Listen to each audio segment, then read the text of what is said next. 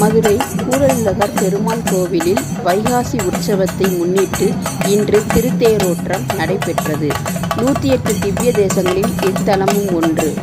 இத்தலத்தில் பெருமாள் உட்கார்ந்தவாறும் நின்றவாறும் சயன கோலத்திலும் ஒரே விமானத்தின் கீழ் 3 நிலைகளில் அருள்பாலிக்கின்றார். 3 தலங்களும் 5 சிகரங்களும் கொண்ட அஷ்டாங்க விமானம். இதன் நிழல் தரையில் விழுவதில்லை.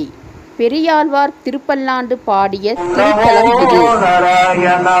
ஓம் நமோ நாராயணாய ஓம் நமோ நாராயண ஓம் நமோ நாராயணாய ஓம் நமோ நாராயண பவித்ர கோவில்